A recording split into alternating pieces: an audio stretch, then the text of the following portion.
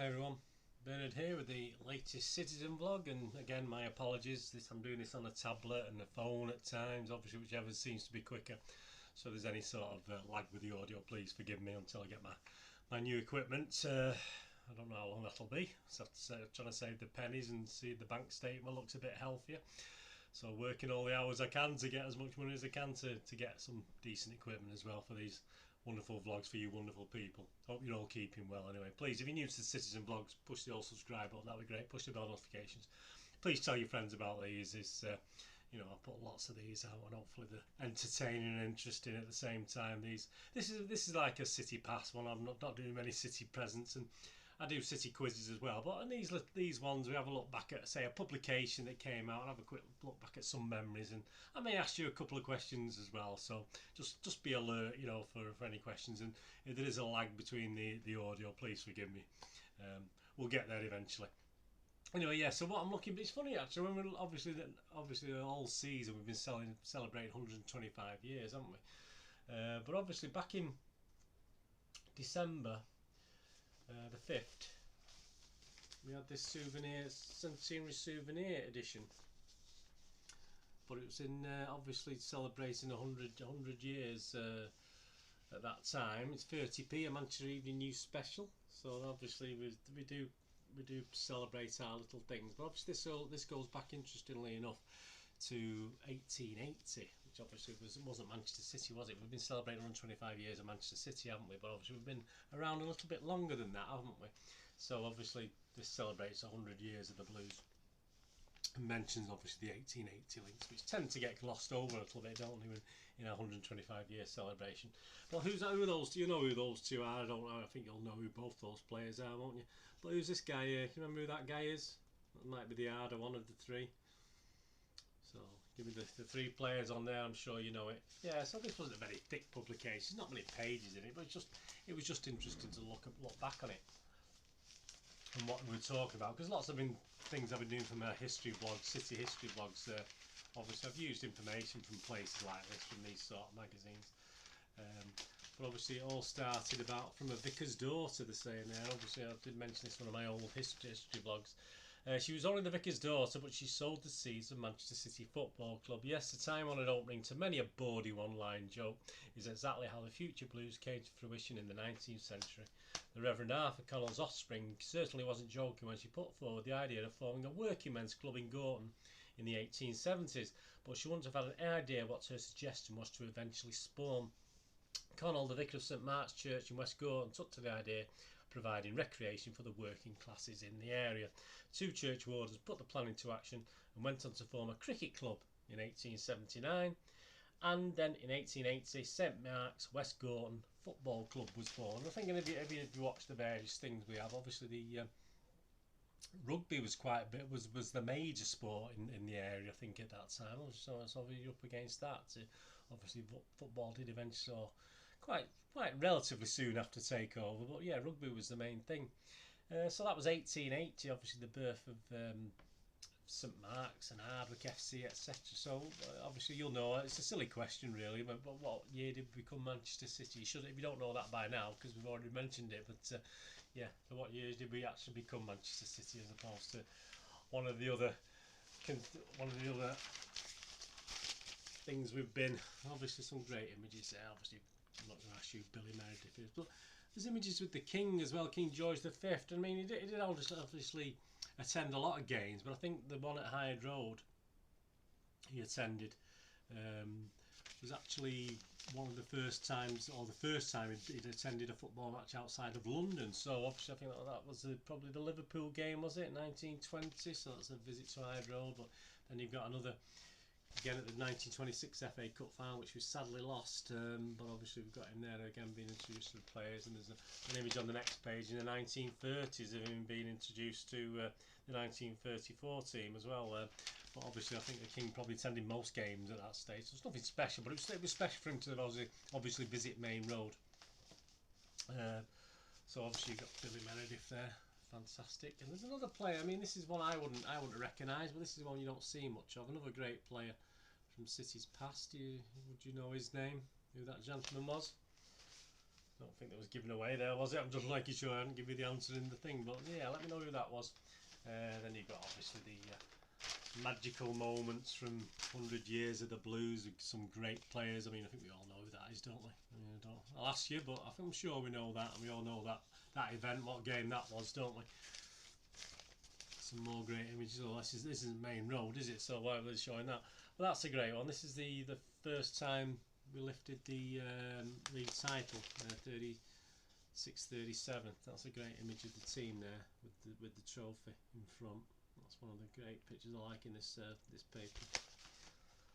And there's another one I remember in. I did have a picture of this, and obviously I had a picture of the late ones. And this is one of the first images I remember of City, and it was when we won the second division title, 1965.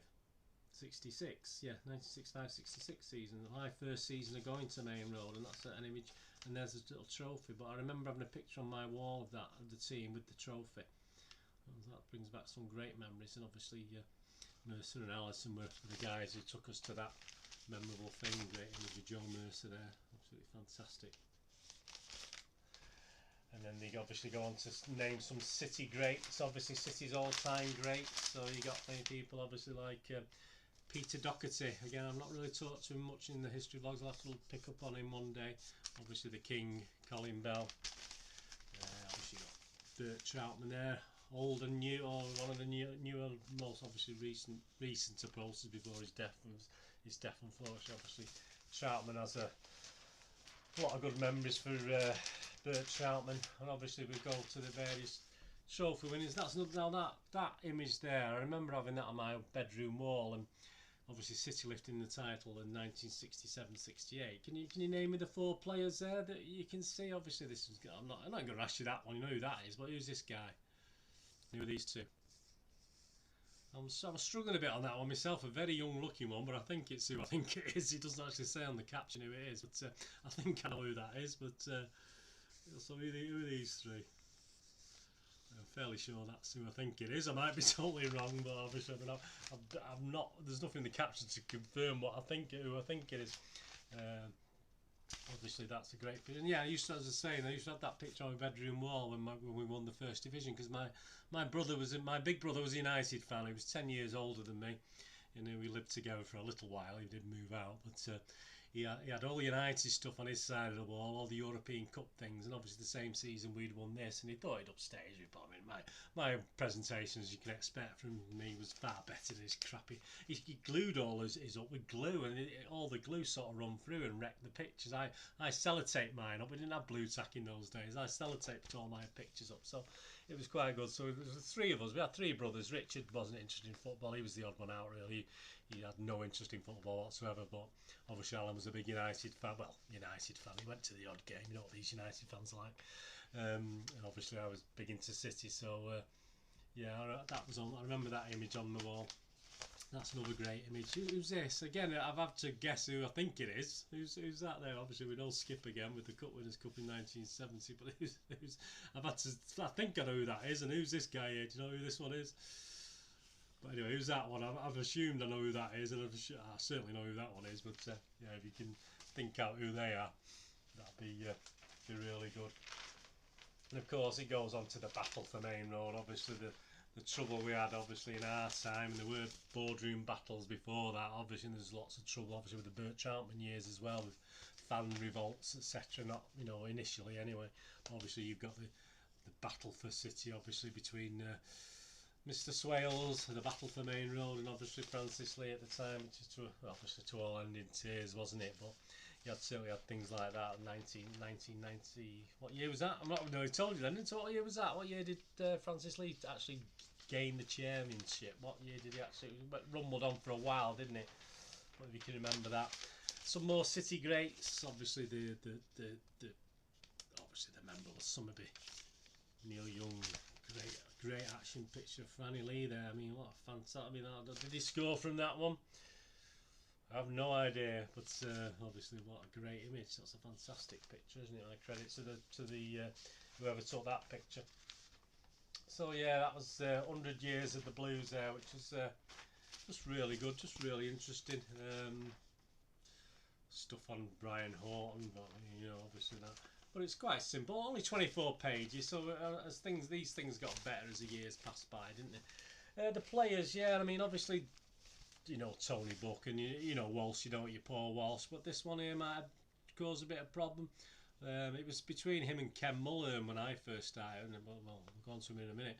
But that was Harry Dowd, obviously, in goal. Obviously, it was Ken Mullen and Harry Dowd were the goalkeepers when I first started. And I think I even watched Alan Ogley. You remember Alan Ogley at the time? I even watched him. Yeah, obviously City became City in 1894. You knew that, didn't you? And obviously the image there, that was the great Sam Barkas. Again, another one I haven't done many bits on my history vlogs. He has been mentioned occasionally, but another great old City player who was there in the first title winning season, 1936-37. Of course, the United king, wasn't it, Dennis? We had our king, King Colin, but obviously Dennis Law, who became, you know, look at the pitch, look at the mud on the pitch there, look how awful it is. It wasn't the greatest pitch sometimes. So Dennis Law on that image there was absolutely great to look at. What else? Oh, we wanted those. Who these people are that I'm not 100% sure myself. Yeah, so the three guys. I'm confident on Ken Mullen. As I said, Ken Mullen was one of the goalkeepers I first saw. I mean, he's holding on to that well, and he's not dropped it.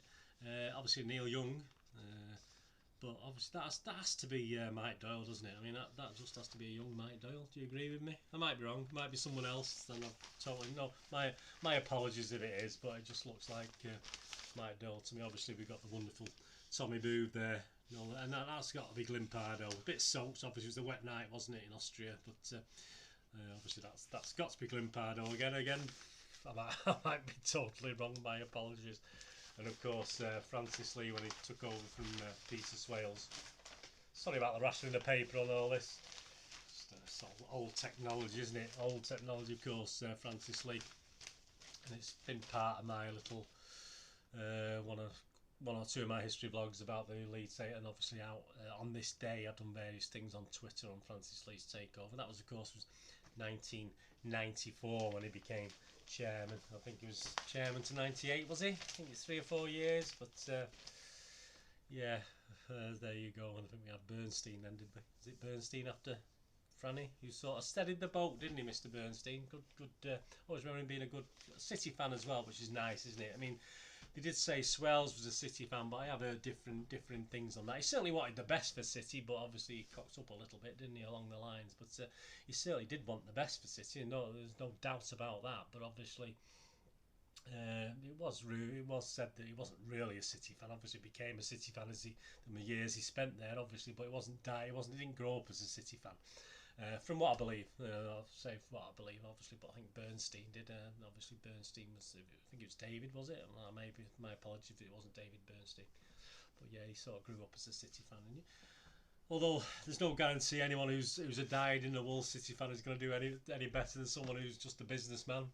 We've seen that now, haven't we? We've got a great team leading now, although they're not perfect by any means. So anyway, I hope you enjoyed that little look back at. Well, this publication came out the first 100 years, so it would have been 94, yeah, would have been 94, wouldn't it? Obviously, 1890 Paul Walsh and the kit there, so that would have been. There's no actual dates on it. I say it just says December the 5th, so I would assume that come out December the 5th, 1994. Might be wrong. You know me and my memory, not the greatest. Do these quizzes, I haven't got a clue of what I'm doing half the time, and if any of those players are wrong, please forgive me. Anyway, thanks for joining us today for this, please. For all the latest City news, and if you're into movies and TV dramas, please follow me. I've got a couple of accounts on Twitter at Charles Dineen, Dineen spelled D-I-N-N-W-M, at nostalgia_movie. They're both sort of linked together, so you can follow both or either. They're both sort of. I usually transfer information from one to the other.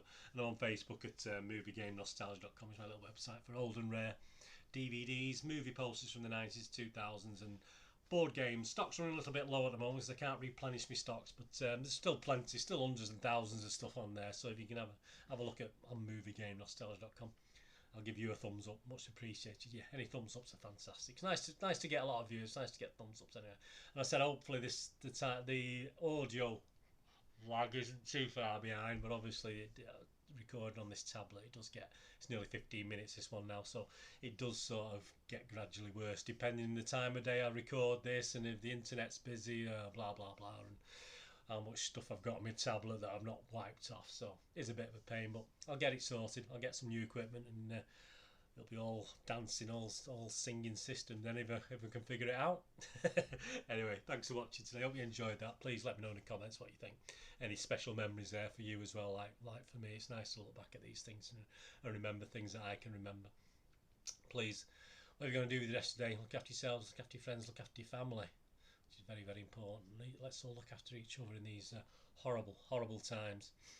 And say there's a lot of vlogs I'm watching talking about when the season's going to start, etc, and what claims are being made by the Premier League as I'm recording this. But as okay, this may have gone out and we may have further information. Please, I do record these over a space of time, and I don't release them sometimes for 2, 3, 4 weeks. So bear with me. I try not to talk about up-to-date things, because it's more or less out of date every day passes. So anyway, thanks for watching. Hopefully you'll join me again for something else, and I hope you enjoyed that. This is Bernard. Say goodbye for now.